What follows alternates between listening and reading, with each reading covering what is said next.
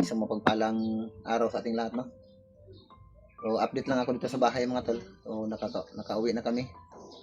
So, bago lang kami nakalabas mula doon sa Regional Hospital. So, salamat naman at okay na yung mga anak ko mga tol. At nandito na kami sa aming bahay. So, kawawa yung dalawang bata doon sa loob ng hospital. Hindi maarawan. Kaya parang ano siya tingnan ba? Ang luspad ba? O buti na lang at naka ano na kami. Yung bata ay pasado na sa ano sa timbang at yung isa naman ay kaunti na lang para para pasado na sa timbang yung isa. So nagpirma na lang ako ng waiver para makalabas na kami. Dahil kung magtatagal pa kami doon sa loob, lalo kaming ano doon, ano doon, very expensive talaga doon mga tol, no? Kunting galaw mo lang doon ay ano talaga. Kaya pag-isipan ko na iuwi na lang yung mga bata, ilabas na lang kasi mga ilang ano naman lang, ilang araw na lang makakalabas na kami. Mga 2 araw na lang siguro hindi na kami lumabas. So nagpirma na lang ako ng waiver para mas ano kami, makalabas kami kaagad. Kasi parang manghihina ka talaga doon sa loob. Marami kasi mga sakitin doon sa loob, no? Sa kabilang kwarto. Tapos 3 beses ilabas-pasok yung bata. And dadaan ka doon sa mga matatanda na mga may sakit. No, delikado, baka mahawa pa yung anak ko. Kaya pagtingin ko na medyo malakas na siyang dumidi sa kanyang mama, nakapag-desisyon kami ng asawa ko na ilabas na namin yung bata. Kasi delikado, mahawa. Kasi may ano kasi doon katabi kasi doon sa room na yon. May malalaki kasi yung mga ano doon, mga tao na sakitin. Tapos labas-pasok kami kapag magpatimbang kami sa bata. Siyempre dadaan kami doon. So, delikado talaga, mahawa yung bata doon. Mahawa yung bata. Kaya nilabas na lang namin. Kasi hindi mo talaga maiwasan. Doon ka talaga dumadaan sa ano. Dadalhin mo kasi yung bata doon sa kabilang room para doon mo ipakilo, ipatimbang, magpa-inject. So ngayon mga tol, salamat naman at okay na yung asawa ko at yung mga bata na nandito na kami sa tahanan. So ito yung baby ko mga tol.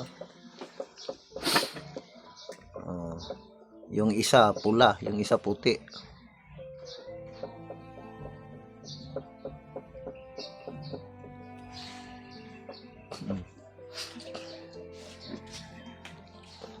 Lumabas kami dito. Nakuratan?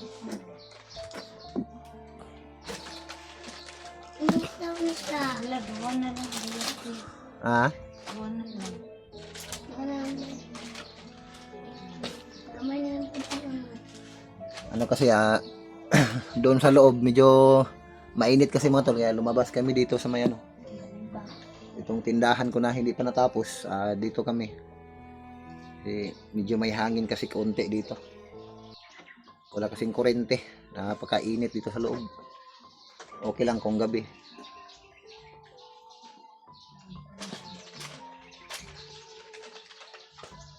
Yung dalawang parati silang nag-aabang sa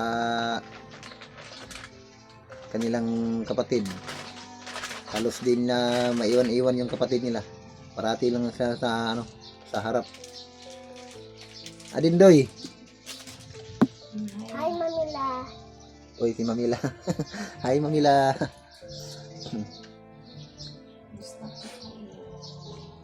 Ligo ni ron si Bibi, ligoon naman ni ron, ligoon.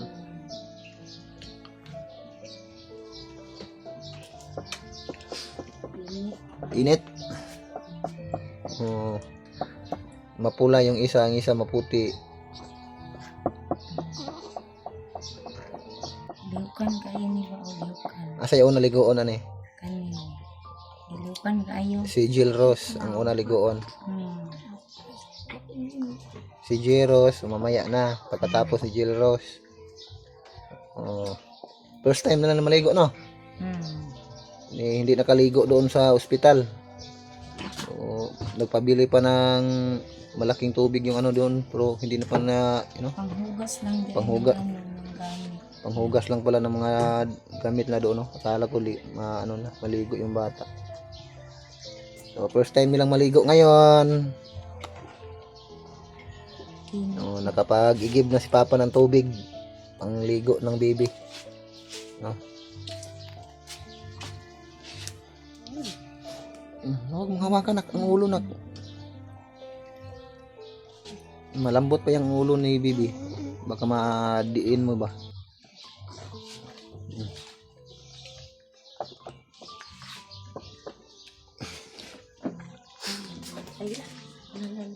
Takilid siya?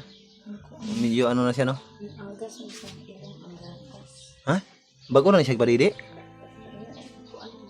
Ipa-burp sa.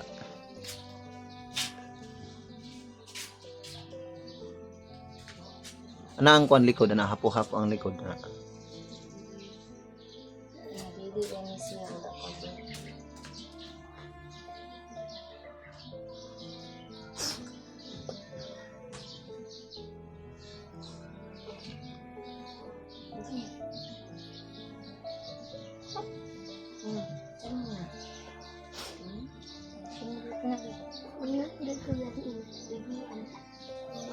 Ay, sa pegda ah. Mama, mama, mama, mama, mama. Mama. Pula kayo. Si Kuya. Wala si Kuya dire na dito na naga. Yung isa kong anak mga tol ay ano? Nabusog siya oh. Ha? Kain lang. Kasi busog. Kain naman. Lamok?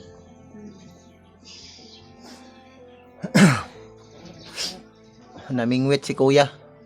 Naghanap si Kuya ng ulam. Nang mingwit si Kuya ng tilapia.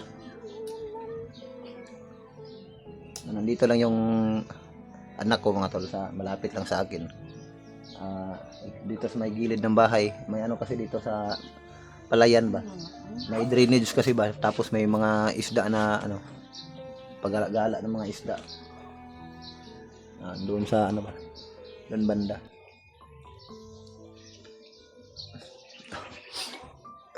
Di lang makita. So napuyat ako kagabi mga tol, mga banda 2:00 ng madaling araw. Hindi ako nakatulog. Binabantayan ko sila kasi parang may naano kasi ako kagabi,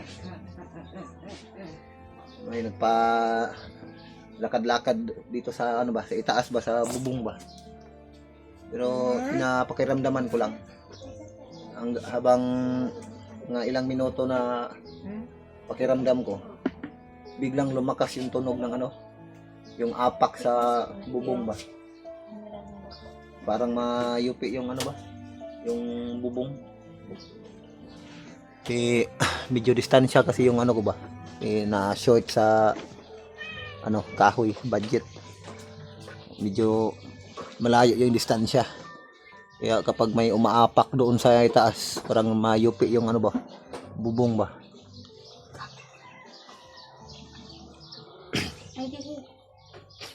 Ayaw.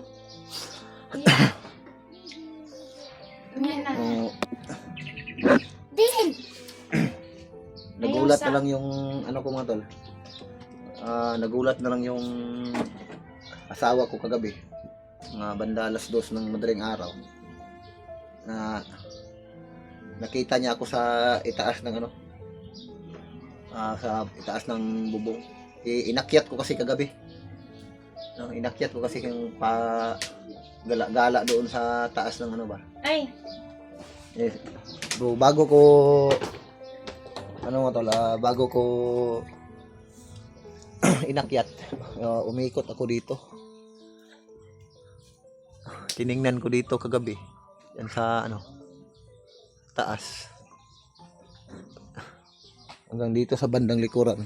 Inikot ko talaga dito kung ano ba yung palakad-lakad dito kagabi. So, medyo madilim man dito sa bandang likuran. Wala naman akong nakita, pero inakyat ko talaga. Doon ako dumaan sa sa silid ba. Inakyat ko doon sa ba. Yung pag-akyat ko, wala na. Mula noon, wala nang kumakalabog doon sa sa taas. Hindi nang kimpit eh. Pero wala naman akong narinig na at naamoy na niya. Pero sa palagay ko parang hindi talaga pusa 'yon. Kasi may pusa kasi ako dito mga tol, katulad nito yung pusa ko. Yung malinis ito na pusa, mabait. Inihagis ko yung pusa ko doon sa sa bubong kaninang madaling araw, mga banda alas 2 na siguro 'yon, umaga. So, alas 2 no? Pero mga banda alauna pa lang, napansin ko na 'yon. O pinabayaan ko lang ba, nagpakiramdam lang ako. Pero malakas talaga yung yung apak niya ba, parang hindi pangkaraniwan yung apak ba, hindi naman hayop yung Kaya sinubukan ko pagkatapos kong inakyat yung wala na talagang nang bulabog doon sa taas. Sinubukan ko itong pusa, inihagis ko doon sa itaas ng bubong. Yung palakad-lakad ng pusa, iba yung apak ng pusa kisa yung napakinggan ko, napakalakas talaga. Parang tao talaga ba na naglalakad sa taas ba. May mga usap-usapan kasi dito na may mga daw dito. O iwan ko kasi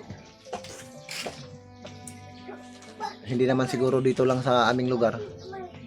Marami talaga mga gano'n, ang tinatawag nilang mga aswang. Hindi ko na lang pinaputukan kasi may mga kapitbahay din dito, baka bulabog din sila, magising sila. Sarap pa naman yung tulog sa ganung oras, alas 2 na madaling araw.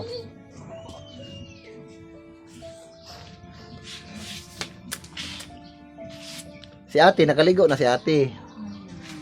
Si Adin, uy, ligo na oy. Giligo mo na ni Papa ganina si Adin ba? Si Kuya pod. Tapos si Kuya dito. So pagkatapos nito mga tol,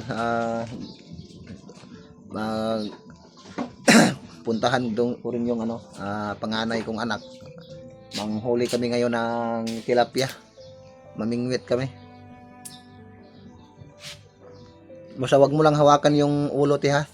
Malambot pa yung ulo ni baby ate. Baka madiin mo ba. Diyan lang ka maghawak sa niya, katawan. Basta wag mo lang idiin ate. Malambot pa yung katawan ng baby.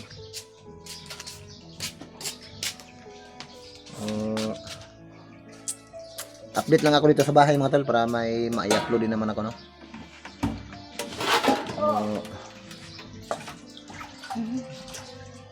Magandang umaga sa ating lahat mga tol. So ako po ay lubos na nagpapasalamat sa lahat na patuloy na sumusuporta sa akin. Kahit na hindi pa ako nakapagbalik sa kabundukan para tulungan yung mga kasama ko. So dito muna ako mga tol kasi hindi ko pa kasi maiwan-iwan yung asawa ko, yung anak ko. So baka mabinat. Pero mga ilang araw na lang siguro. Kailangan ko na talagang maghanap ng trabaho. So sa susunod na araw siguro. So sa ngayon, kailangan ko pang ihanda, tulungan yung asawa ko, yung mga damit, kailangan ko pang labhan lahat bago ako maghanap ng ikabubuhay. Hindi ko pa kasi na maiwan dito, na hindi ko pa maihanda ang lahat. Kailangan ko pang maglaba, mag-imbak ng mga panggatong para may magamit sila kapag sakaling wala ako dito.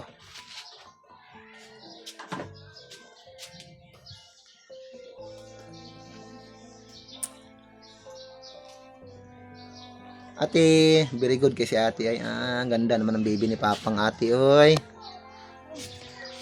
Adindoy. O yan mga tol, God bless po sa ating lahat at isang mapagpalang araw sa inyo.